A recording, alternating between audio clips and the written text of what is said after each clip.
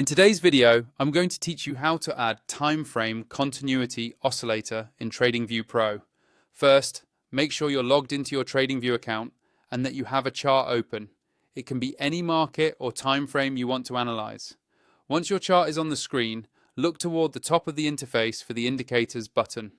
This is usually located near the top toolbar above your chart area. Go ahead and click on Indicators. This opens the main Indicators and Strategies window, which is where you'll find all built-in tools, community scripts, and your favorites. When the Indicators window pops up, you'll see a search box at the top. This search bar is the fastest way to locate specific tools without scrolling through long lists. Click directly into that search box so it becomes active and ready for typing.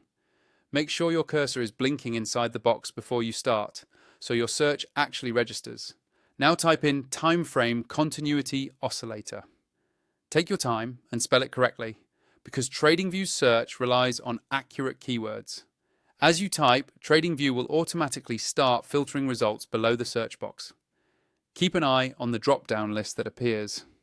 You should see the Timeframe Continuity Oscillator show up in the results, either under built-ins or in the Community Scripts section, depending on how it has been published.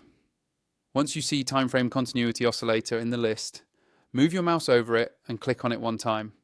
As soon as you click, TradingView will apply the indicator directly to your chart.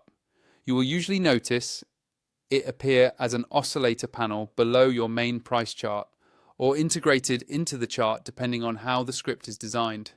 Give it a second to load and then confirm that it's visible and updating with your price data. From here you can customize the settings if you want. To do that, hover over the indicator's name in the chart area and click on the settings icon. This lets you adjust visual options and inputs so you can match the oscillator to your style of analysis.